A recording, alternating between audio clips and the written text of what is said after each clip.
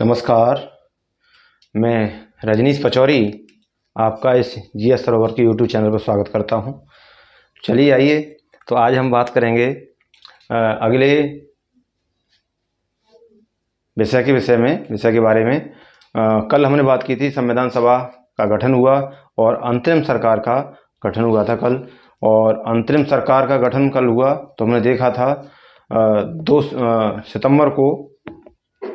2 सितंबर को 11 सदस्यों ने, कांग्रेस के जो 11 सदस्य उन्होंने शपथ ली थी। और 26 अक्टूबर को जाके आपने देखा उसमें मुस्लिम लीग उसमें शामिल हुई थी, जिसके 5 सदस्य उसमें अंतरिम सरकार में शामिल हुए थे। और हमने संविधान सभा का गठन किया कल। संविधान सभा का गठन हमने जब किया तो उसमें देखा 389 सदस्य थे। 389 सदस्य में से आपने देखा जब चुनाव हुआ, प्रांतीय चुनाव जब हुए, 208 सीटें कांग्रेस ने जीती और 73 सीटें लीग ने जीती थी। उसमें लीग जब हार गई तो उसने घोषणा कर दी डायरेक्ट एक्शन डे की, और 16 अगस्त 1946 को प्रत्यक्ष कार्रवाई दिवस के रूप में मनाया गया। और उसी दिन से दंगे भारत में प्रारंभ हो गए। हमने यहाँ तक कल बात की थी। और संविधान सभा का जो गठन हुआ था उसमें देखा गया था कि देसी रियासत के जो सदस्य थे, आपने देखा था देसी रियासत जो थी उसके जो 93 सदस्य थे, इन्होंने संविधान सभा में भाग नहीं लिया था। संविधान सभा में इन्होंने भाग नहीं लिया। और लीग ने भी, लीग के जो 73 सदस्य थे, इन्होंने भी भाग नहीं लिया। यानी संविधान सभा में आप देखेंगे, संविधान का जब निर्माण हुआ, उसमें सदस्य जब चुने गए तो 93 सदस्य तो देसी रियासतों के थे, वो शामिल नहीं हुए। और 73 सदस्य लीग के जो थे वो भी शामिल नहीं हुए। कहने का मतलब यह है, लीग पूर्ण रूप से संविधान सभा का जो सभा थी उसमें शामिल नहीं हुई। हमने इसे नोट करना है। और देखेंगे 13 दिसंबर 1946 को, 13 दिसंबर आप यहाँ लिख लेंगे, 13 दिसंबर 1946 को उद्देश्य प्रस्ताव प्रस्तुत किया गया। 13 दिसंबर 1946 को जवाहरलाल नेहरू ने उद्देश्य प्रस्ताव प्रस्तुत किया। किसने किया? नेहरू ने। आप यहाँ लिख सकते हैं JLN, जवाहरलाल नेहरू ने उद्देश्य प्रस्ताव पेश किया। और ये उनका 13 दिसंबर को पेश किया। और 22 जनवरी आप डेट लिख लेंगे, 22 जनवरी 1947 को इस उद्देश्य प्रस्ताव को स्वीकार किया गया था। यानी पंडित नेहरू ने 13 दिसंबर 1946 को अपना उद्देश्य प्रस्ताव पेश किया और उनके उद्देश्य प्रस्ताव को 22 जनवरी 1947 को स्वीकार किया गया था। कितने को? 22 जनवरी 1947 को। और उद्देश्य प्रस्ताव के आधार पर ही हम देखते हैं हमारा संविधान का जो गठन हुआ है उसकी प्रस्तावना उद्देश्य प्रस्ताव के जो दिया था उसी के आधार पर है। तो हमने ये देखा। और संविधान सभा का जो गठन हुआ था उसमें आपने देखा था इतने लोग थे और देसी रियासतों ने इन्होंने भाग नहीं लिया। तो पहली जो बैठक हुई थी उसमें मात्र 211 लोग शामिल हुए थे। कितने लोग? 211 लोग शामिल हुए थे पहली बैठक में। आप लिख सकते हैं, इसे नोट करेंगे। संविधान सभा की पहली बैठक में कितने सदस्य शामिल हुए थे? ये 2 क्वेश्चन बनेंगे यहाँ पर। क्या बनेंगे?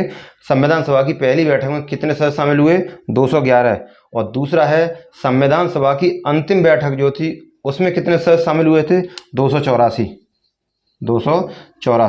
तो आप इस प्रकार से ये 2 क्वेश्चन बनते हैं। संविधान सभा की पहली बैठक जो थी उसमें कितने सदस्य शामिल हुए थे? 211। उसमें ना तो ये 73 भी नहीं थे और ये 93-73, इनमें से दोनों में से कोई नहीं थे। यानी देसी रियासत ने उसमें भाग नहीं लिया और लीग ने संविधान सभा में भाग नहीं लिया। इसलिए 211 सदस्य पहली बैठक में शामिल हुए थे और अंतिम बैठक जो हुई थी संविधान सभा की उसमें 284 सदस्यों ने भाग लिया था। और ये क्वेश्चन भी पूछा जाता है कि संविधान पर अंतिम जो बैठक हुई थी संविधान पर कितने लोगों ने हस्ताक्षर किए? तो हस्ताक्षर करने वाले भी 284 लोग ही थे। 284 persons sign on the constitution.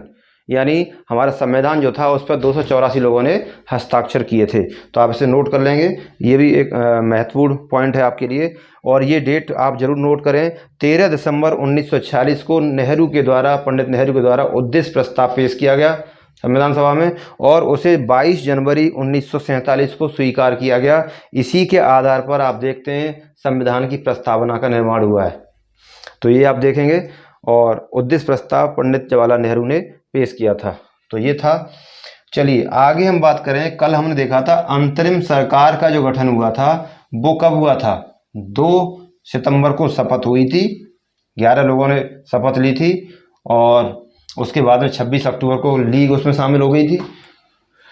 तो उसके जो सरकार का जो गठन हुआ था उसमें कुछ विभाग का आवंटन किया गया था। भाई सरकार जब गठन होता है तो विभाग भी बांटे जाते हैं, तो वहाँ पर भी सरकार का जो गठन हुआ था उसमें विभागों का बंटवारा हुआ। और वो विभाग देखते हैं, इनसे विभागों से क्वेश्चन बहुत पूछे जाते हैं। कभी कभी पूछ लेता है कि पहले वित्त मंत्री, अंतरिम सरकार के पहले वित्त मंत्री कौन थे, या रक्षा मंत्री कौन थे, या विदेश मंत्री कौन थे, इस प्रकार से पूछता है। तो देखेंगे ऊपर लिखा हुआ है अंतरिम सरकार 1946, इधर लिखा हुआ सदस्य और इधर लिखा हुआ विभाग। आप इसे नोट करेंगे। पंडित जवाहरलाल नेहरू, इनके पास विदेश विभाग था। सरदार वल्लभ भाई पटेल, गृह विभाग, सूचना एवं संचार विभाग था। और आप देखेंगे डॉक्टर राजेंद्र प्रसाद जो थे, इनके पास खाद्य एवं कृषि विभाग था। आगे देखेंगे आप जॉन मथाई जो थे, उनके पास उद्योग एवं नागरिक विभाग था। और जगजीवन राम जो थे, इनके पास श्रम विभाग था। सरदार बलदेव सिंह जो थे, ये रक्षा मंत्री थे, यानी रक्षा विभाग इनके पास था। ये क्वेश्चन तो कई बार आया है कि भारत के प्रथम रक्षा मंत्री सरदार बलदेव सिंह, रक्षा विभाग इनके पास था। और लियाकत अली जो थे, ये वित्त मंत्री बने थे, यानी वित्त विभाग इनके पास था।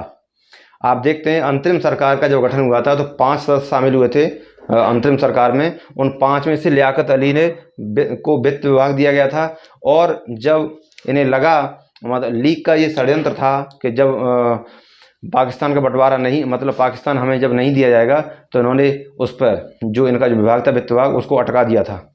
यानी बजट पेश नहीं किया था इन्होंने, बजट में कमियां कर दी थी। इससे वो इसलिए कि सरकार इससे तंग हो और हमें पाकिस्तान के रूप में एक नया राज्य मिले, इसलिए इन्होंने वित्त को, अपने जो विभाग था, वित्त विभाग इनके पास था, इन्होंने बजट को ही अटका दिया था। तो ये षड्यंत्र थे इनके। सी राजगोपालाचारी जो थे, इनको शिक्षा एवं कला ये विभाग मिला था। गजनफर अली खान को स्वास्थ्य विभाग मिला था।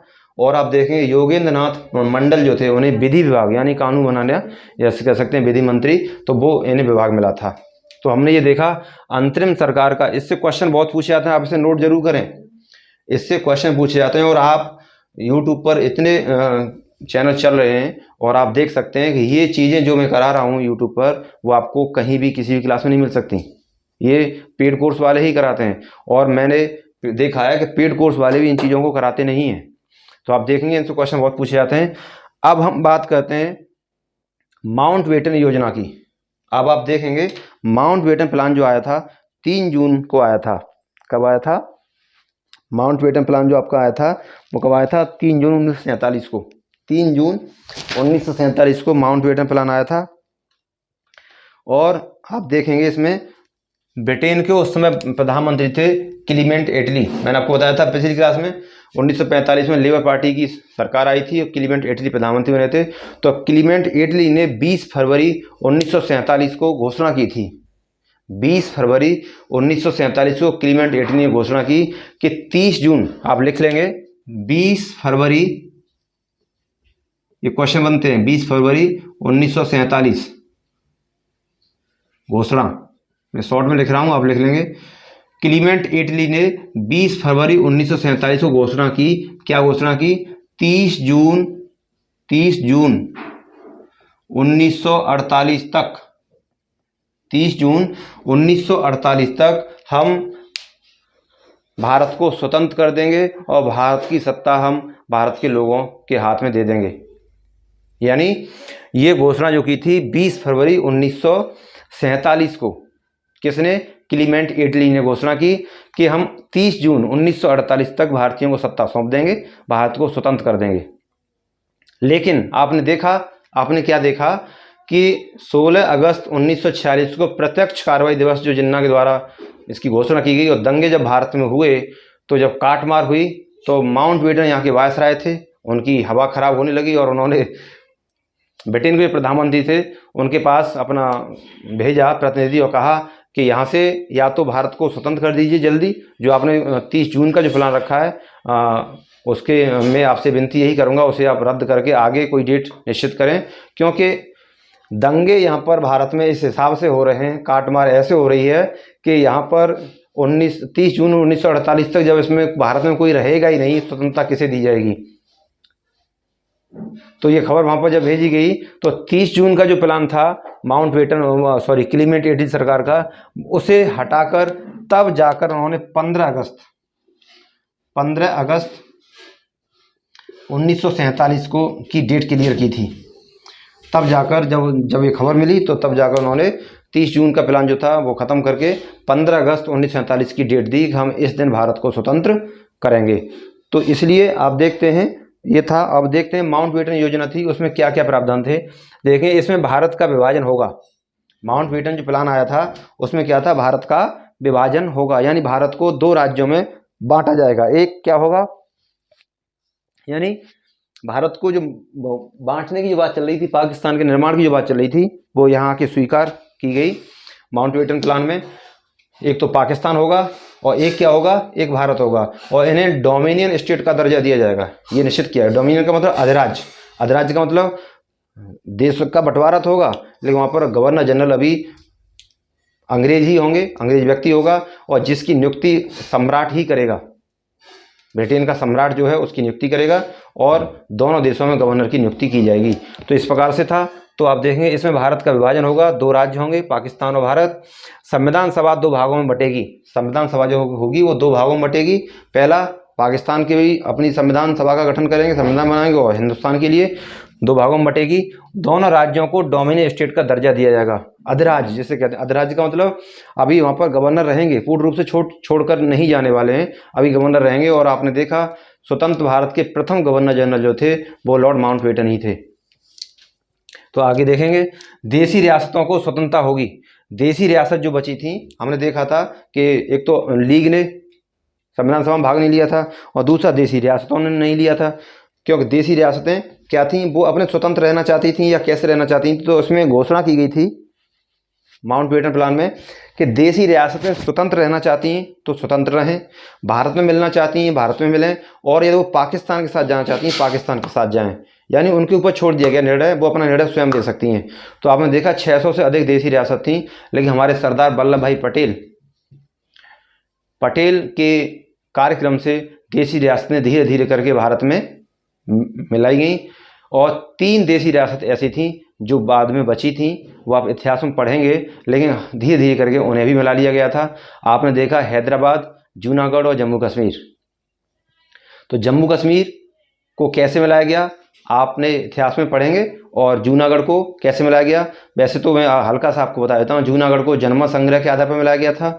जम्मू कश्मीर को आपने देखा जब पाकिस्तान स्वतंत्र हो गया, उसके बाद में पाकिस्तान जब 22 अक्टूबर 1947 में उस पर जम्मू कश्मीर पर अटैक कर दिया, तो वहाँ के जो राजा जो थे उन्होंने मजबूरन हस्ताक्षर किए कि हम भारत में शामिल होना चाहते हैं, लेकिन हमारा संविधान अलग होगा।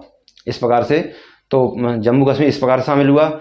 हैदराबाद को आप देख सकते हैं सेना की कार्रवाई के द्वारा हैदराबाद को भारत में मिलाया गया था, वो मिलने को तैयार नहीं था। और जूनागढ़ जो था, जो उसमें जन्म संग्रह कराया गया था, जन्म संग्रह के आधार पर वहाँ जो जनता जो थी भारत के पक्ष में थी, तो इसलिए जूनागढ़ को भारत में। तो इस प्रकार से ये प्रांत इसमें मिलाए गए थे, देसी रियासतें।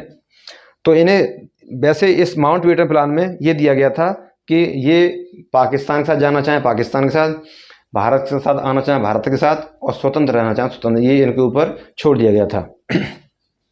लीग व कांग्रेस ने इसे स्वीकार कर लिया था। किसको? क्योंकि ये उनके मतलब की बात थी। लीग क्या चाहती थी? मुस्लिम लीग चाहती थी पाकिस्तान के रूप में हमें एक देश मिले, देश हमारा अलग बने। तो वो हो गया। जब वो हो गया तो लीग भी खुश हो गई और कांग्रेस भी खुश हो गई। और कांग्रेस क्यों खुश हो गई कि देखा था गोविंद वल्लभ पंत ने बैठक में भारत के विभाजन का प्रस्ताव पेश किया था। इसकी जो माउंटबेटन प्लान जो था, इसकी योजना जो थी, इसमें जो बैठक हुई थी उसमें गोविंद वल्लभ पंत जो थे, इन्होंने भारत के विभाजन का प्रस्ताव पेश कर दिया था कि भारत का विभाजन किया जाए। लेकिन गांधी जी भारत का विभाजन फिर भी नहीं चाहते थे, लेकिन उनकी अंत में आके नहीं चली, क्योंकि काटमार इस हिसाब से हो रही थी तो बंटवारा उसका कर दिया गया था। तो आपने देखा, आगे देखेंगे, ये आपका माउंटबेटन प्लान था। और इसे आप माउंटबेटन प्लान या 3 जून प्लान भी कह सकते हैं, क्योंकि 3 जून को आया था, 3 जून 1947 को, 3 जून 1947 को ये प्लान आया था, इसलिए इसे 3 जून प्लान या माउंटबेटन प्लान भी कह देते हैं। अब हम देखते हैं इस हिसाब से आगे चल के भारतीय स्वतंत्रता अधिनियम 1947 आया। अब हम देखिए भारत को स्वतंत्र करेंगे, और स्वतंत्र हुआ भारत। 4 जुलाई 1947 को ब्रिटिश संसद में ये प्रस्ताव पेश किया गया, किसका? भारतीय स्वतंत्रता अधिनियम जो था वो 4 जुलाई 1947 को ब्रिटेन की संसद में पेश किया गया, जिसे 18 जुलाई को पारित किया गया। 18 जुलाई को, 4 जुलाई को पेश हुआ, 18 जुलाई को पारित हुआ क्या? भारतीय स्वतंत्रता अधिनियम। और उसके बाद आपने देखा 15 अगस्त को देश स्वतंत्र हुआ भारत, और 14 अगस्त को पाकिस्तान देश बना। तो इस प्रकार से पाकिस्तान अपना स्वतंत्रता दिवस 14 अगस्त को मनाता है, और हम 15 अगस्त को अपना स्वतंत्रता दिवस मनाते हैं। प्रत्येक अधिराज्य में एक गवर्नर जनरल होगा, ये इसमें प्रावधान में था 1947 का जो स्वतंत्रता अधिनियम। प्रत्येक राज्य के लिए, राज्य का मतलब यहाँ बोला, अधिराज्य का मतलब है पाकिस्तान और भारत के लिए एक गवर्नर जनरल होगा, जिसकी नियुक्ति कौन करेगा? सम्राट करेगा। लेकिन कैसे करेगा? दोनों की इच्छा से, भारत और पाकिस्तान की इच्छा से सम्राट करेगा। और आप देखेंगे दोनों राज्यों की सीमा का निर्धारण के लिए 2 सीमा आयोग का गठन किया गया, यानी 2 जो राज्य थे, कौन से? पाकिस्तान और भारत, इनकी सीमा का निर्धारण करने के लिए 2 सीमा आयोग का गठन किया गया। और सीमा आयोग जो किया गठन किया, उसके अध्यक्ष कौन थे? रेडक्लिफ उसके अध्यक्ष थे, और इन्हीं के नाम पर उस रेखा का नाम रेडक्लिफ रेखा रख दिया गया है, जो भारत और पाकिस्तान के बीच की रेखा है। तो आप देखेंगे 15 अगस्त 1947 को भारत स्वतंत्र हुआ, और 14 अगस्त को पाकिस्तान अपना स्वतंत्रता दिवस मनाता है। तो हमने आज क्या देखा? हमने देखा कि भारत आज स्वतंत्र हुआ, और आगे अब संविधान कैसे बना, कितने दिन में बन के तैयार हुआ, किस हिसाब से बना, ये सारी चीज़ हम देखेंगे। तो आज हम इतनी ही बात करेंगे। अगले टॉपिक के भारत स्वतंत्र हो चुका है, और अब आगे हम बात करेंगे भारतीय संविधान कैसे बनकर तैयार हुआ, और क्या क्या प्रावधान थे उसमें, और किन किन देशों से ये हमारे संविधान को बनाने की प्रक्रिया ली गई, कितने देशों का संविधान उसमें शामिल किया गया, और क्या क्या स्रोत थे। तो आप इसे नोट करेंगे 1 मिनट के लिए, फिर हम अपनी वाणी को यहीं विराम देंगे।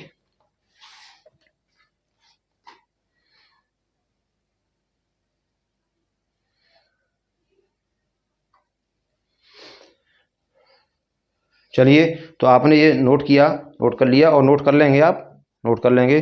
तो आज हम भारतीय स्वतंत्रता अधिनियम पेश कर चुके हैं, और भारत स्वतंत्र हो चुका है, हमने देखा। और इस प्रकार से हम अब आगे संविधान के निर्माण की बात करेंगे, संविधान कैसे बना, किस प्रकार से बना, और ये इसमें जो क्वेश्चन इससे बहुत पूछे जाते हैं, आप ऐसे नोट जरूर कर लें जो मैंने लिखा। ये वाला पोर्शन बहुत हमारे लिए इम्पोर्टेंट है, और ये सारी चीज़ें हमारे लिए इम्पोर्टेंट हैं। और ये घोषणा कब हुई थी, और कब ये माउंटबेटन प्लान क्या है, इसमें क्या क्या प्रावधान थे, तो ये सारी चीज़ें आप नोट करेंगे। और इसी के साथ मैं आज आपसे कहना चाहूँगा कि वीडियो को ज़्यादा से ज़्यादा शेयर करें। आपसे ये विनती है मेरी, वीडियो को शेयर करें, लाइक करें, सब्सक्राइब करें, और ज़्यादा से ज़्यादा वीडियो को देखें। जो पढ़ने वाले बच्चे हैं वो ज़रूर देखें। देखिए, संविधान का हमारे लिए जानना बहुत ज़रूरी है। ये मैं कई बार बोल चुका हूँ। एक हम तैयारी नहीं कर रहे हैं या नहीं पढ़ रहे हैं, फिर भी हमारे लिए संविधान का जानना बहुत ज़रूरी है। संविधान हमारे देश की रीढ़ है। कोई भी विषय यदि हमारा कमज़ोर है, काम चल जाता है, लेकिन संविधान, यदि हम देश के नागरिक हैं तो हमें संविधान का जानना बहुत ज़रूरी होता है। इसलिए हर व्यक्ति तक ये वीडियो पहुँचे, और आप समय निकाल कर इस वीडियो को ज़रूर देखें, शेयर करें, सब्सक्राइब करें, और जो लोग तैयारी कर रहे हैं उन तक ये वीडियो ज़रूर पहुँचे। इसलिए इस वीडियो को ज़्यादा से ज़्यादा शेयर करें। आज मैं अपनी इन्हीं शब्दों के साथ अपनी वाणी को विराम देता हूँ। नमस्कार, जय हिंद।